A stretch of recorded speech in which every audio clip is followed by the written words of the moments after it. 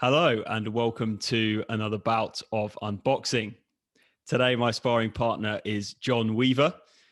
Jon is a brand strategist, film producer and writer who has worked for Nike for the last 10 years and Burton Snowboarding before that.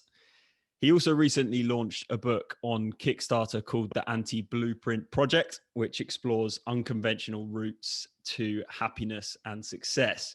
And it questions the current dogma of go to school, go to university, get a job, and explores different ways of achieving what you want to achieve in life, I guess. So yeah, I'm really looking forward to chatting to Jon generally today about his journey, which is quite unconventional in itself, and also the topic of innovation. So Jon, welcome to the unboxing ring. Thank you. I'll take off my what do they wear to the ring? The dressing gown. Yeah, exactly. Actually, that looks a bit like a dressing gown, what you've got on there, or maybe an oversized hoodie, is it? It's just a comfy hoodie. Just a comfy hoodie. It could be. I mean, there may be something written on the back for all you know. Yeah. Good stuff. No, it's good to see you've dressed up to the occasion. But yeah, I guess a little thank you and shout out to Henry Jackson, who was sort of the link between us. And he's a guy who's been on the podcast before. So I understand that you know him from, the snowboarding world. Where did you guys actually meet? Was it when you were quite a lot younger? Henry and I met around about 20 years ago now. We met in Austria. He turned up at an apartment where I was staying, or vice versa, I can't remember. And we've been pretty close friends ever since. He's one of those people who is determined, forthright, passionate. And I suppose I'm lucky enough to have kind of got close enough to him so I kind of understand how to get along with him best, because Henry's one of those people who can seem quite out there, but he's one of the nicest people you could ever meet. And it's funny, he's actually one of the best childcare people I know. Yeah, it's funny because when you first see someone like Henry, you just think he's sort of mad, crazy, out the box, not down to earth. But actually, when I had him on the podcast, he was one of the most like down to earth, rational thinkers that I've had on the podcast. Like really has thought it through. Yeah. I find that really interesting because he also worked super hard to get where he is. So it's kind of like, I think he's probably spent the time thinking about it. We used to host a lot of events together. Yeah. And we started out by just like basically working for free, doing small events and step by step, and today he's off doing like the biggest European snowboard event over in Switzerland. So yeah, he's carved out a wonderful, wonderful niche for himself. Yeah, no, it's cool. It's cool to see. So just going back a little bit further, I know you write a lot about school and kind of getting different perspectives before you jump into what you choose to do in life. So I'm interested, what was your school career look like? How did it work for you? Like, did you follow quite a conventional path initially? And how did you end up getting out to the mountains? Yeah, so I went to a regular secondary school, like it's public secondary school. Sorry, not public. What's it called? Like just the regular Private state school. So state school. State school. Yeah, I just went to the regular state school, and then. So when I was at school, you would still have to do the 13 plus, which was like this weird test, which would define if you would then go to a grammar school or not. And I suppose for me, that was one of the defining moments when I was growing up, because I failed that test. And so then I had to stay in the regular school whilst most of my friends went off to grammar school. And I suppose at the time I was upset about it. I didn't think too much about it, really, about the bigger picture. But now when I look back in hindsight, you do kind of think like it's a strange system that we had in place. But so anyway, then I stayed in that state school till I was 16. And then I actually did a GMVQ, so like a vocational qualification for business. And I stayed on in that school and did it there. And then whilst I was doing that GMVQ, I discovered snowboarding, and something kind of went off in my head, which was the luckiest moment of my life. The fact that it happened that way, like something just kind of went off in my head. And I was like, I need to go snowboarding, and I need to do whatever it takes to do that. So Yeah. whether or not it's like working in a pub to earn money, working as hard as I could at school to finish early, and then obviously then finding a job out in the mountains. So I worked for like one of the British holiday companies, First Choice. Went out there for 2 years and worked in a bar, worked in a kitchen, did whatever it took so I could go snowboarding every day. And then I did come back to go to university in the UK. I went to Southampton Institute because it was basically the cheapest and the easiest to get into at the time. And I was just like, I need the quickest, the cheapest, and also one where I get to do a semester abroad. So I went to Finland whilst I was studying as well. So nice. So what was it about? Had you snowboarded since you were really young? And what was it about snowboarding that you hadn't? So you got into it, what sort of age? I skied on dry slopes in England and when I was young. And then I tried snowboarding when I was 17. And it was literally like the minute I tried it, I did a couple of turns, and then I remember being on the bus on the way home. And this was just one afternoon. I got in the bus and I was just like, well, that's what I'm going to do with my life. Like something went off in my head, and it was just, I'm not sure, the feeling of it. And I enjoyed skiing, but it was kind of like, you could leave it. It was quite easy. But with snowboarding, I tried it and I was just like, that is the thing that I have to do. And it was basically, it set in place a chain of events that meant I put off going to college or university for 2 years, lost girlfriends, lost friends, like, it's like the craziest drug where you're just like, I just need that thing in my life, and everything else is just going to sit by the wayside.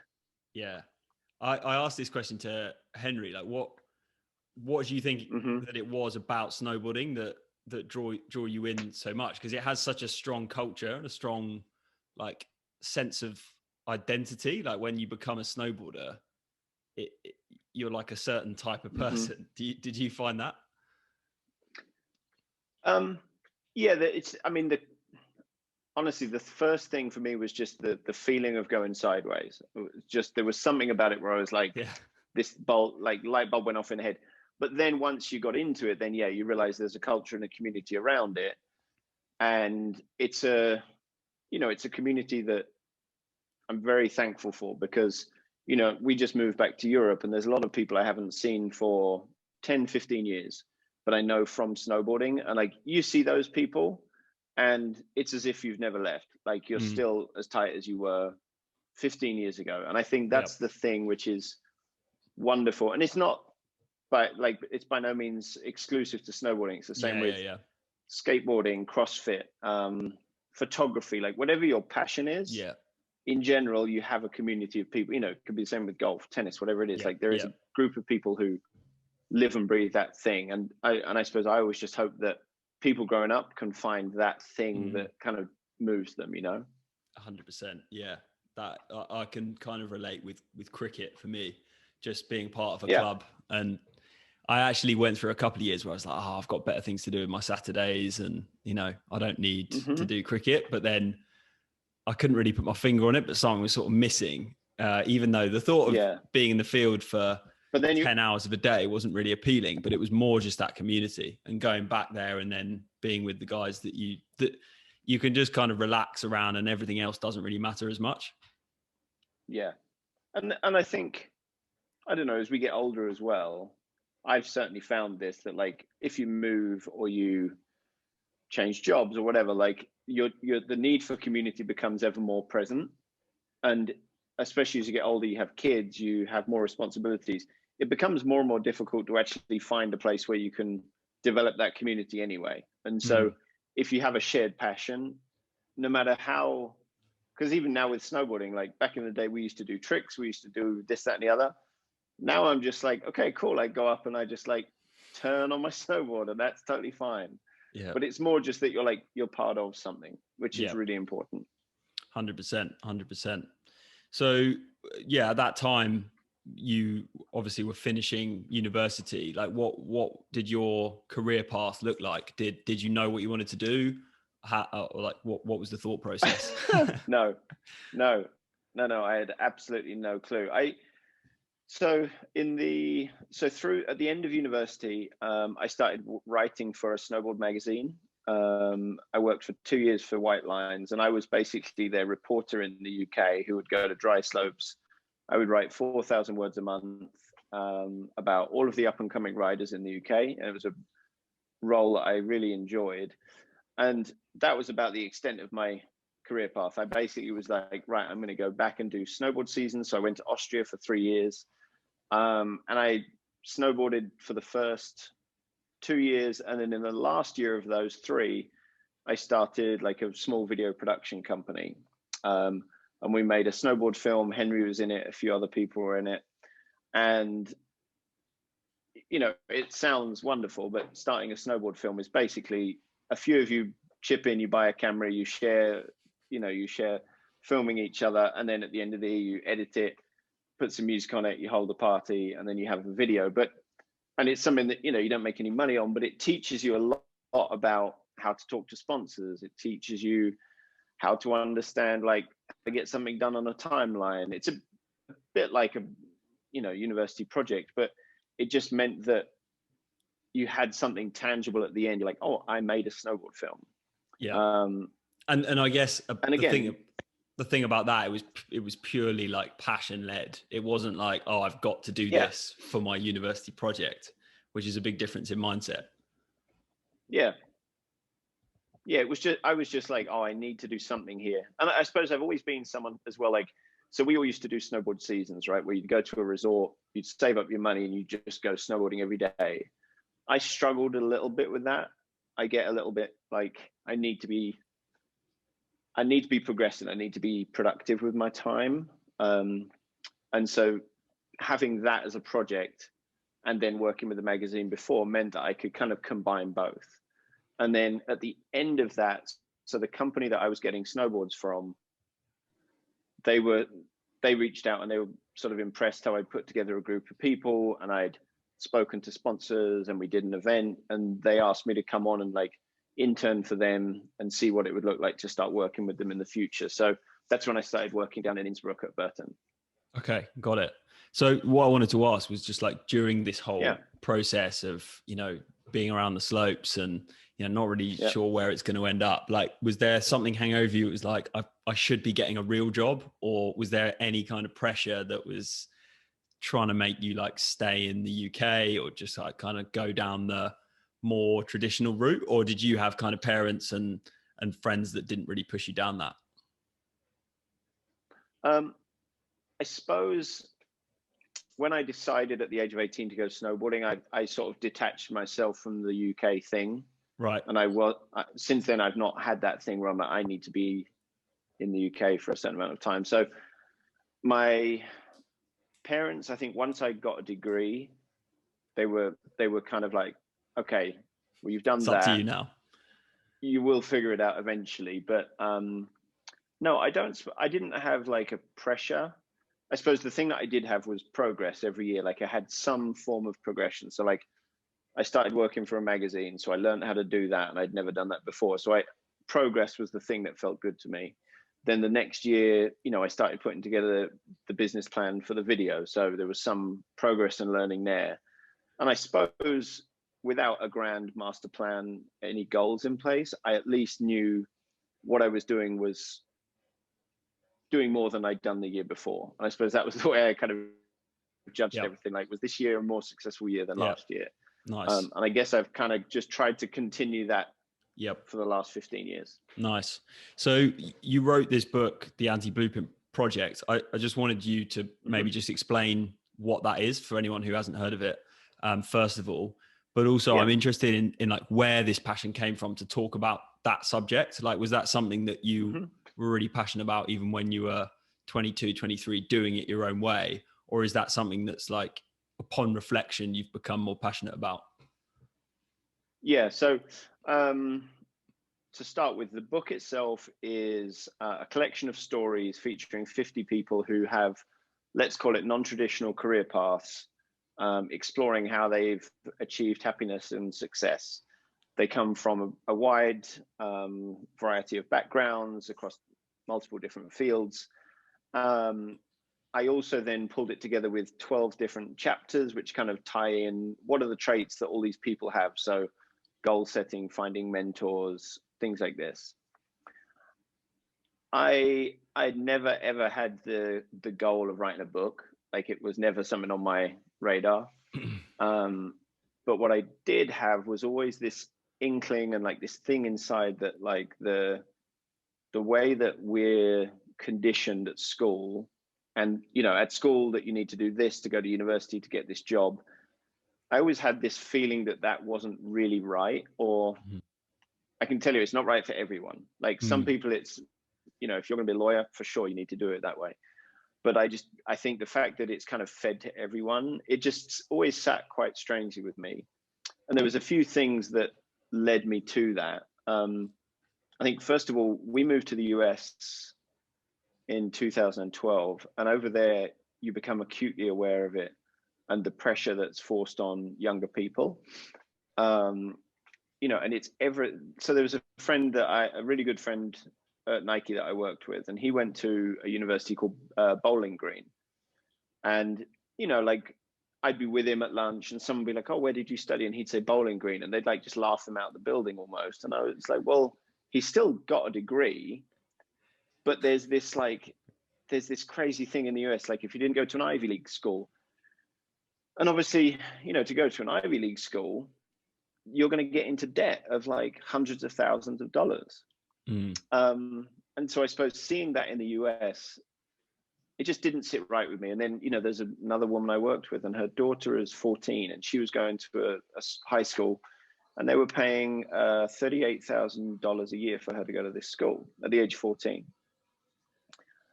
So I was just like, well, that number only goes up, right? If it's 38 this year, next year it's 50, then she goes to college. Like, they're going to have spent $500,000 on this girl's education.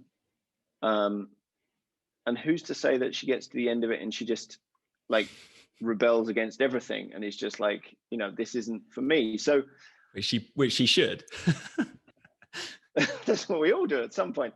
But I suppose, and then, so I'm seeing all this pressure on one hand, and then I'm looking around and I'm seeing a lot of friends and friends of friends who are doing amazing things.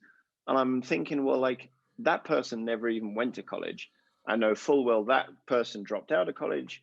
That person did go to college, but they studied something different. And so the book was kind of my attempt just to show kids that, like, hey, you don't need to have everything dialed at the age of 14. Like, don't have that stress weighing around your shoulders. Like, just, again, like, even if it's progress, whatever it is, as long as you're enjoying what you're doing and you're learning as you go, you will figure it out in the end. But don't listen to people who are trying to tell you that you need your entire life mapped out at the age of 15, because I think it becomes so harmful for kids that they're sort of thinking that way.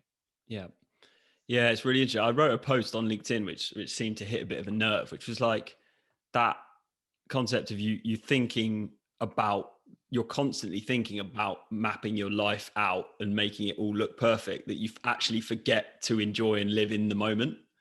So and I think that's what school and uni, the narrative always is. It's like, I know this is shit and it's a sacrifice now, but it will be better next year when you're in sixth form. And then when you're in sixth form, it will be better when you're at uni. And then when you're at uni, it'll be better when you've got the great job. But there's always that net. And it's never like, do what you want to do right now and enjoy it, and we'll support you in that process of learning and exploring. And I think that it's just interesting why it's, like I had a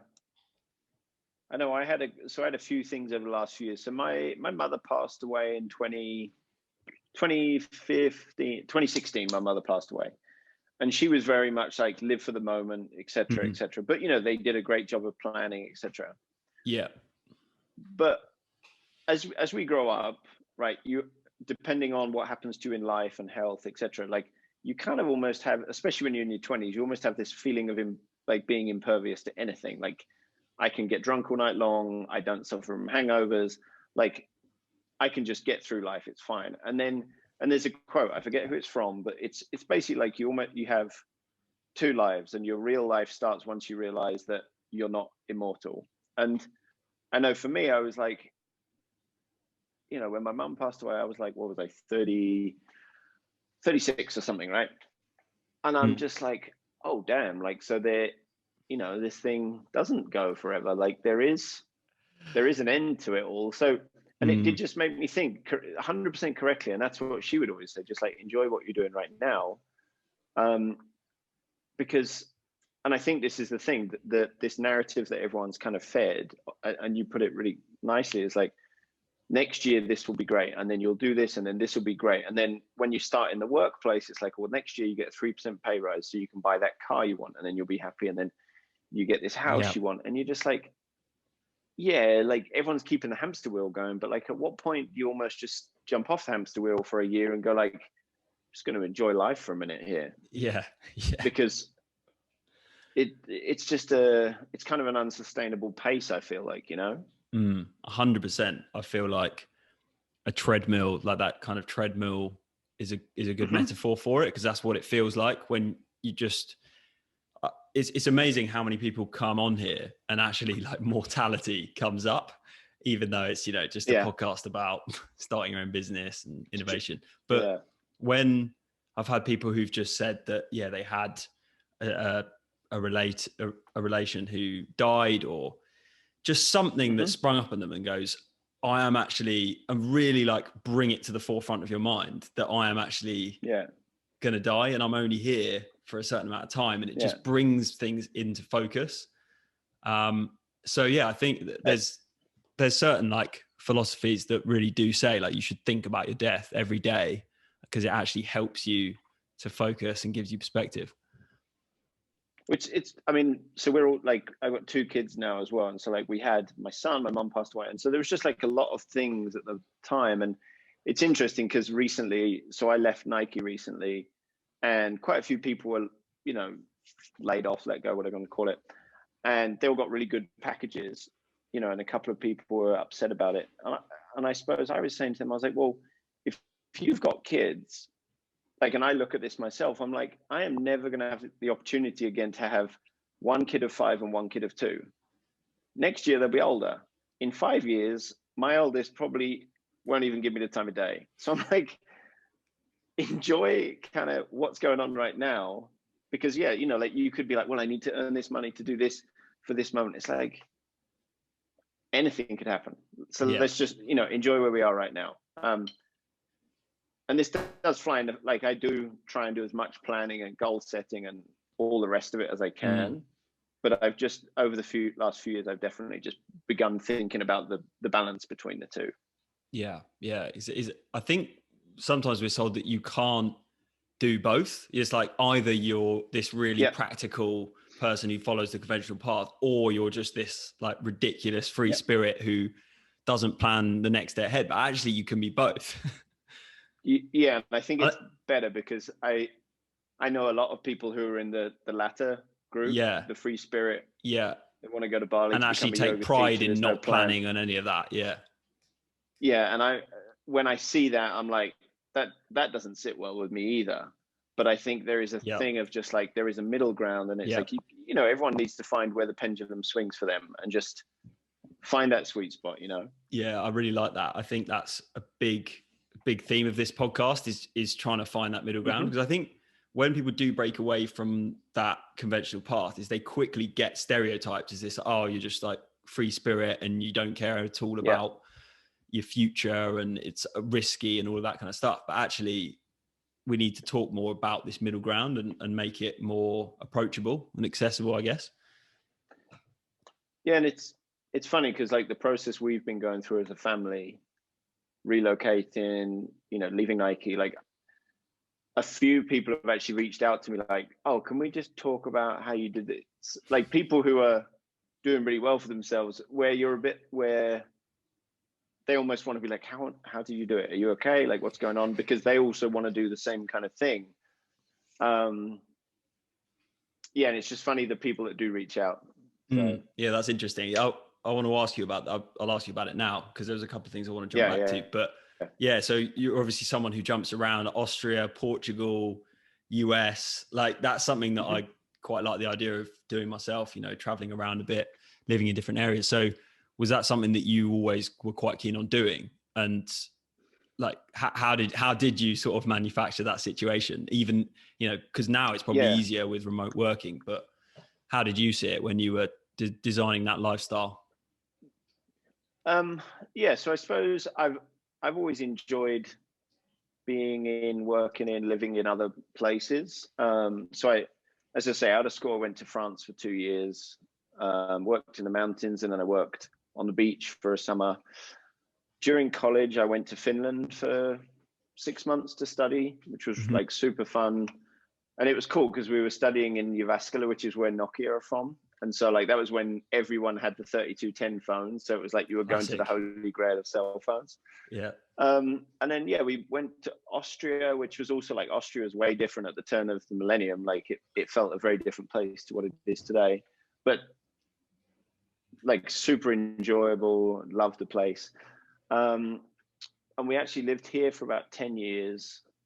And then I'd always known, like I remember being at work and like setting a goal of like, I want to live and work in the US at some point. It just felt like, you know, if you want to be to the epicenter of this thing, you need to get to the US at some point. So that was kind of always in my goals. And after like 3 years, I got an opportunity with Nike to go over to the US. And we lived there for 8 years. We had 2 kids over there.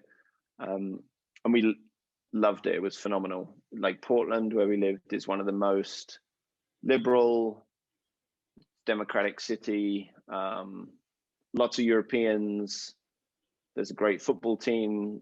There's basketball. There's football pubs. Like, it's culturally, it's amazing. It's probably when you say football, do you mean soccer? I mean soccer or football. You mean soccer? Like our football. Our football. Yeah. So they have like, you know, there's a friend of mine opened a bar called the Toffee Club after Everton, the Toffees. Okay. Yeah. And like Saturday morning, they'd be open at 5 a.m. to show the first game on Sky. So like you could go in there for your breakfast at 5 a.m. and the games all the way through to lunchtime.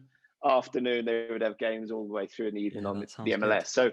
So we lived there for like 8 years. It was really nice. But then like with everything that happened this year in the US, the combination of like the whole political events, we'd always wanted to come back by the time our oldest son was 6, which is this year. And so we knew it was like, okay, in the next 2 years, we want to come home. And then, so Henry had moved to Portugal. A couple of other friends had moved there as well. We bought a house there, like off the internet. We didn't see it or anything before we did it. We just found this thing online. We're like, that looks nice. We're going to go for this. So we bought this house. The whole pandemic happened. You could work from home. And then we were like, right, okay, we're going to move there now. But as you say, none of this was really that well planned. I've always just been super lucky that my wife is like pretty easy with, I don't want to say disruption, but she's change. You know, she's kind of like, she's like, okay, cool, we're going to go and do that. Okay, that's great. And Portugal was definitely her thing. She was like, I want to live by the beach, and I was happy to go along. But you know, when we moved to the US, she was down for it as well. So it's been good. It's been we've been very lucky. Cool. And so just before I want to ask you all about Nike and that experience, I just wanted to ask you about looking forward. So you now have kids who are quite young, I understand. So how do you look at school now, and knowing all of these things that we've talked about? You know, what position does that put you in, sort of awareness wise? And is it just a case of, are they going to go to a fairly conventional school, but then you just kind of will talk to them about these other perspectives, or how do you see it?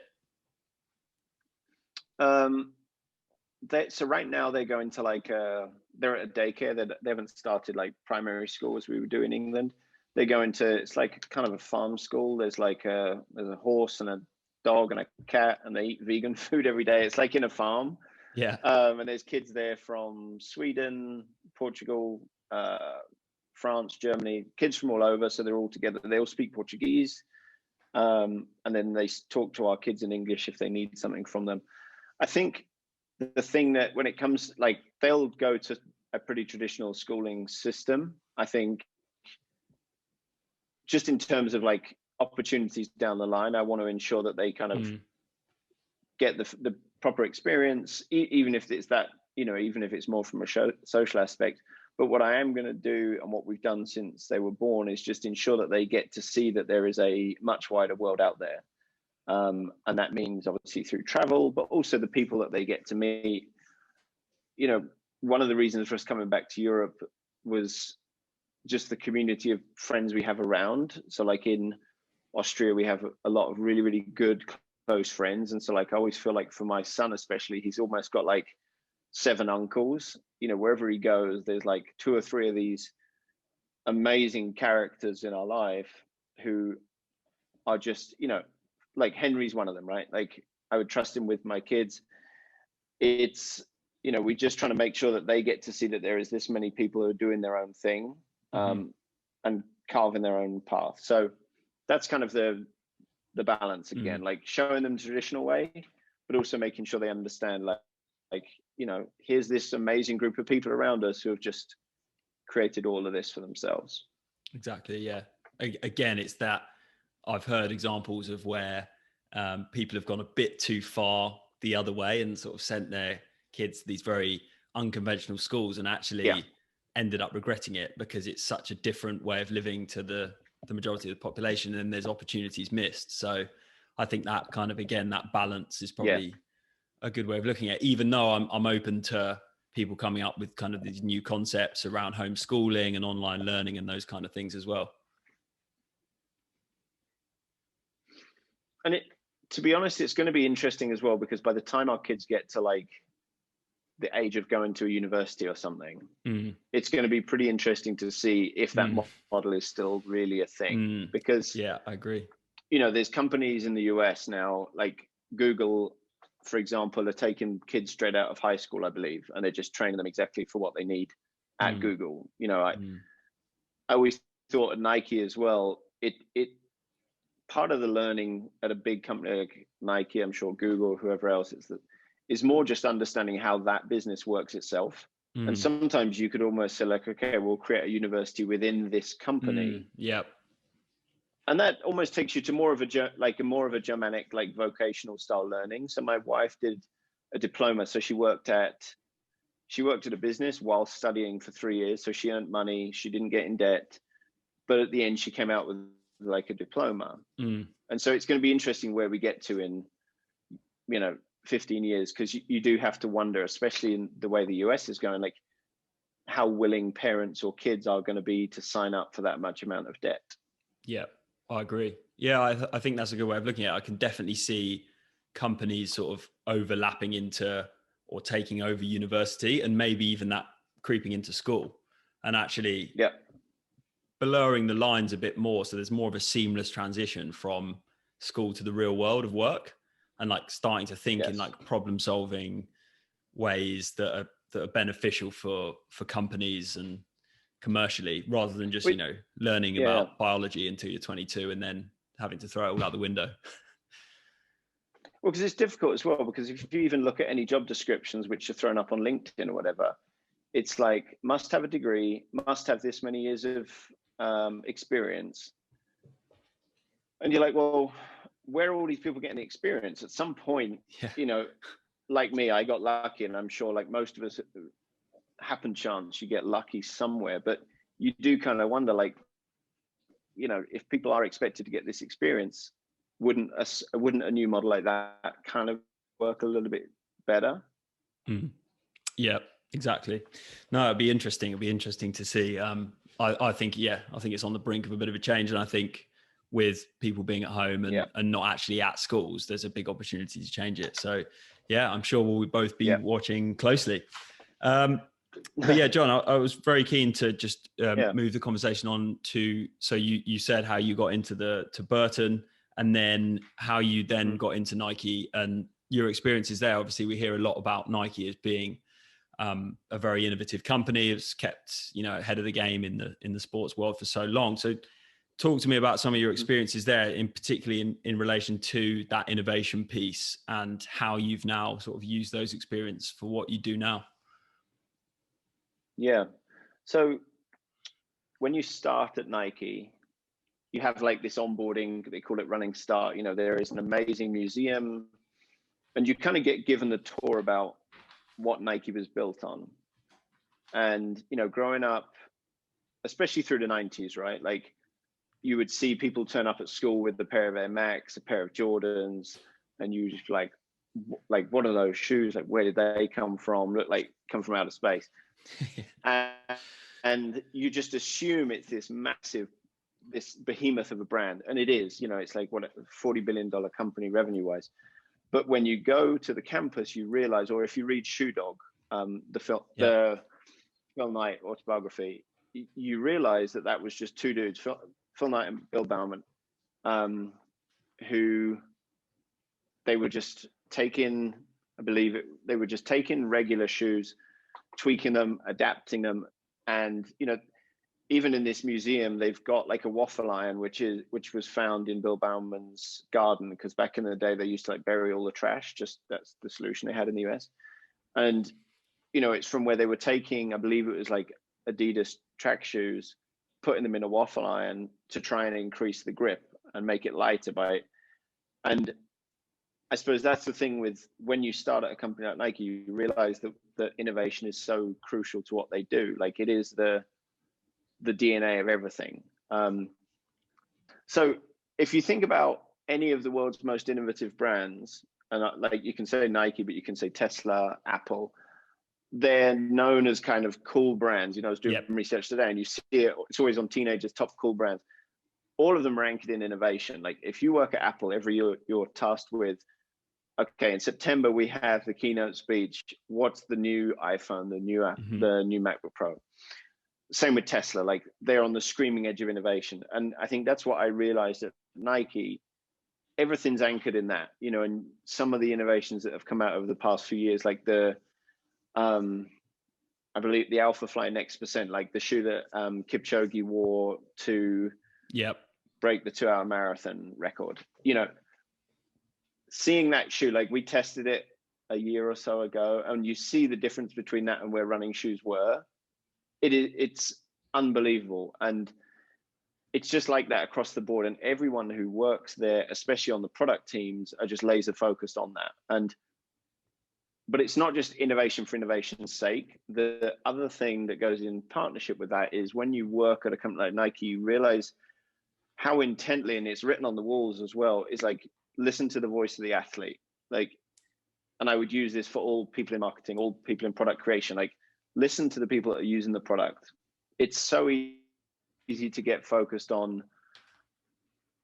I'm a snowboarder, or let's say, or I'm a photographer, I think X, Y, Z. Like, your own beliefs may be so kind of warped by things that you've done over the 20 years.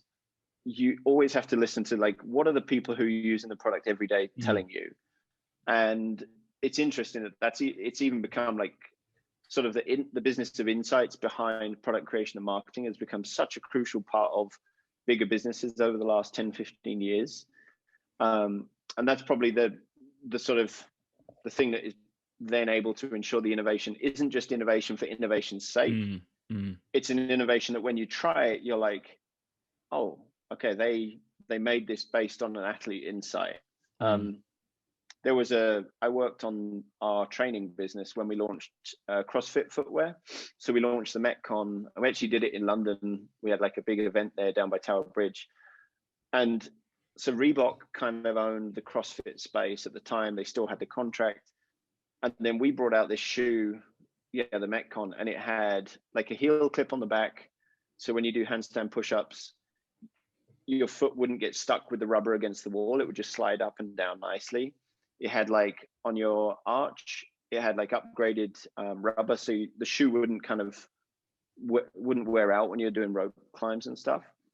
And they're those things that you don't really think about until you're upside down trying to do a handstand and your foot's not moving against the wall.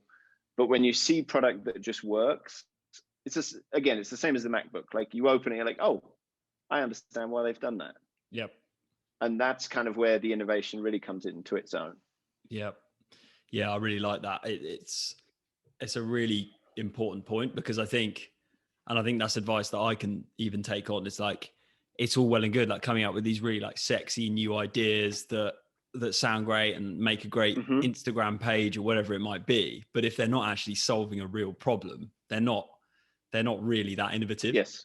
So were there any specific examples of like what Nike would tell, you know, brand strategists like you to do? Would it just be as simple as go and speak, like say you're bringing out a new football boot, go and speak to the person who's going to be the number one user and just get absolutely clear on what it is that they want, and then just keep repeating the process? Well, you know, the way product is created, it's sort of in a tiering process anyway, right? So across the whole market, if you were to go into Nike Town London, for example, and if you use the football boot example, you can go in there and you can buy the, whatever it is, $300 Mercurial that Cristiano Ronaldo is built for. Cristiano Ronaldo, right? It is, if I try that boot on and I try and play, I'm just like, for me, it's not kind of the boot for me. But it's built to his exact specifications. It says it in the footwear. You know exactly why they've built that.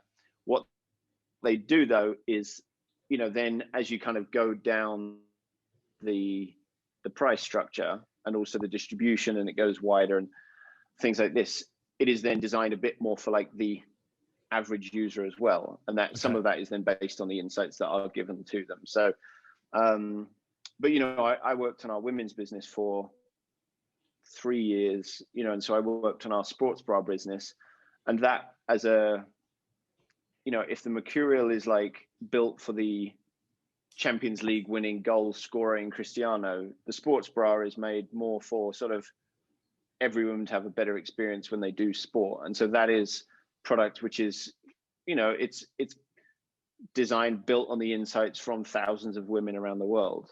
And I think that's again, that's where the magic happens. Like when you're actually listening to what people are telling you about the product, that's when they can kind of build the best product or the best gear. So yeah, awesome. Yeah, I really like it, and it's cool to hear how innovation works at that. You can still keep it going through a company that's got to that size, because we normally think of innovation happening by the entrepreneur who sets up his, you know, business out of his bedroom or raises X amount of money, but actually staying ahead of the game by those bigger businesses is really, you know, fascinating to hear about. I would say as well, just with that as well, it's like there is also, again, with a business that size, you have, you know, my old boss would say, you can do whatever you want, you just can't do everything. Like there is a lot of opportunity to make innovation happen. But obviously with a huge organization like that, it's not easy. So quite often some of those like very on the edge projects are kept like with sort of under lock and key, you know, and there is a kind of sports research lab where it's like that work is done. And that is where, you know, you have 1 or 2 athletes in there spending days, weeks, months working on like refining footwear, apparel, like just the smallest refinements that can make a huge difference. Yeah. You know, and so, but again, like, and that innovation space is very much like beholden as kind of like the crown jewel of the family. It's like, this is what we're like, the 2-hour running shoe, like that's the thing that will take this company forward. And there's been a few of those over the years. You know, if you think about even like the first pair of Jordans, that kind of product creation, that's where it comes from. Yeah. Awesome. I love it. And yeah, just on I guess because of time and not sure whether what's happening with the housemate, I think it's best we jump into the final. Best we jump into the final round. But that's been really, really interesting chat about your journey. But I've got a couple of questions for you that I'd just like to throw at you, and then you'll have to pick your track to play you out. So my first question is, what is something that you believe that most people don't, or what's something that you don't believe that most people do? Oh, Jesus. Something I believe that most people don't. Oh my God, you've kind of got me here. Well, okay, so I suppose I can give you almost two answers. One is that, again, like this traditional path isn't to be believed all it's cracked up to be. Like, I think there is a non-traditional path.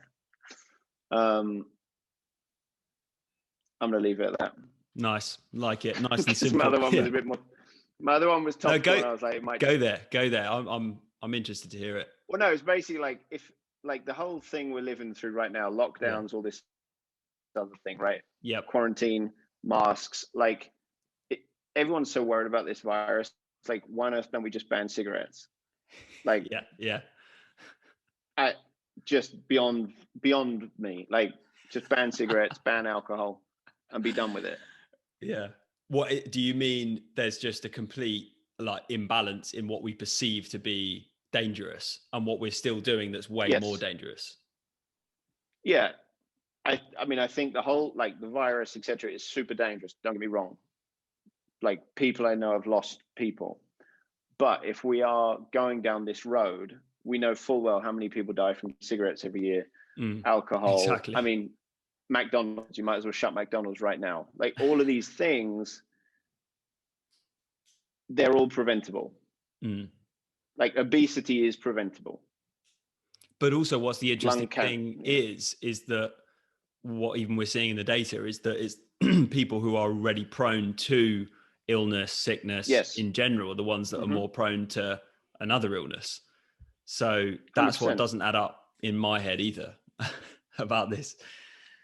Well, that's the thing. If you look at the death rates in like the US and the UK, I mean, that already last year they were worried about the virus going into the US because the standard population's health is so bad. And it's like the sugar in the diet, the lack of exercise. So anyway, yeah, no, I'm glad you brought it up because I think it is an emotionally charged one, and there's people, it is a real thing, and people have had it, and it's bad. But I've always wondered, I find the psychology of COVID very interesting, and I find people who are naturally quite sort of self-empowered and sort of take responsibility on themselves are generally a little bit less fearful and scared and caring about it. But yeah. Okay. We'll leave it there. It's not a COVID podcast. So, but no, I'm glad you brought it up. And I think it's an important point. The second question is, how would you like the world to be different in 5 years' time?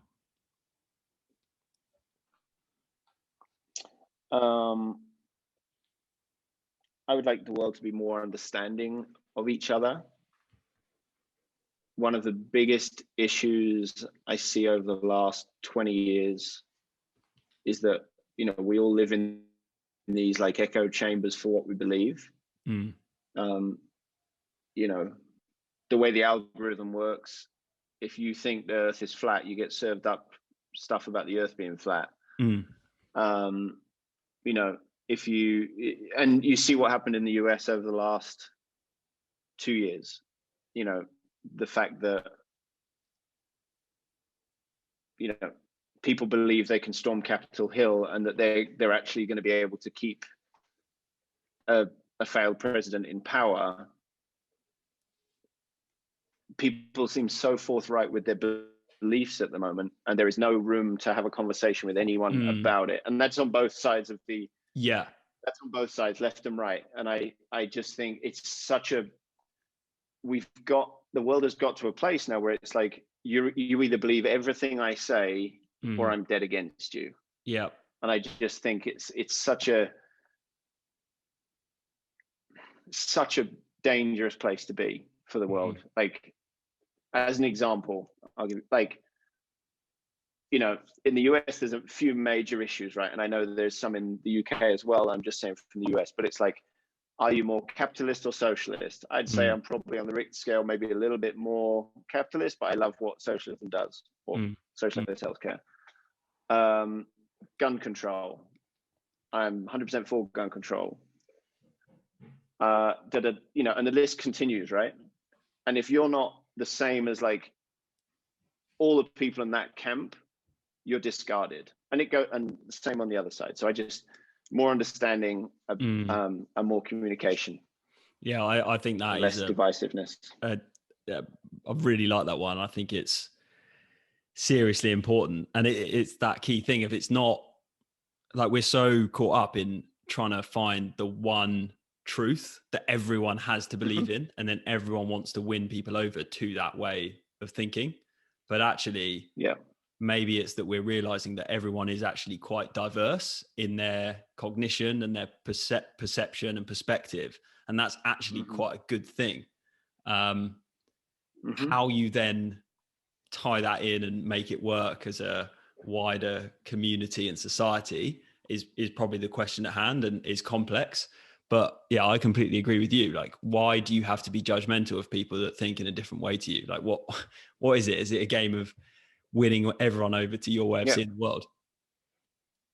I just, like, I have a friend who's a Man United fan, right? I'm a Swansea fan. It doesn't mean I hate him because he's a Man United fan. That's just how he was brought up. Yeah. You know, and the problem is, again, I say the USA lived there. Like, if you go to dinner and someone is like, well, I voted for Trump, it's like, people are like, well, that guy is a complete idiot, da, da, da, da, da. You know, and then it goes off down this path, and people are just, you're not able to have that same, like, there just isn't even a conversation able to, you're not even able to have a conversation about it, which I struggle with. Yeah. And then what it forces is kind of everyone to go to the lowest common denominator of what we can all agree on, which tends to be real small talk. And, you know, we can't have a kind of understanding, non-judgmental chat with people who are completely different from us. But yeah, I think it's a really good one. And we'll see. Maybe Facebook will have to tone down what they're doing a bit to help us out. But no, I really like that one. That's really cool. And then, just to wrap things up, anyone who comes into the unboxing ring, rather than a track to play them in and hype them up, they get a track to drop the mic and play them out. So what would yours be, and why? So my track would be Eminem, Lose Yourself. So I'm not sure what year it was, maybe 2001. I was snowboarding, and there was a competition in Battersea Power Station, and I really wanted to be in it, and I never got an invite, and I was always like, that's the one I need to get into. And it was when that Eminem album had come out, and I remember I had it on my headphones, and I took all my stuff to Battersea, and I was like, I'm just going to jump over the fence and just act and look the part and walk up to the top of the jump and just ride this thing. You know, and the way the song goes, it's like, if you had one shot, if you had one chance to do this thing, like da da da. And that's kind of how I felt. I was like, well, I have this one opportunity to show people that I can snowboard to a decent level. This is the moment. This is the time to do it. So Eminem, lose. And how did that moment go?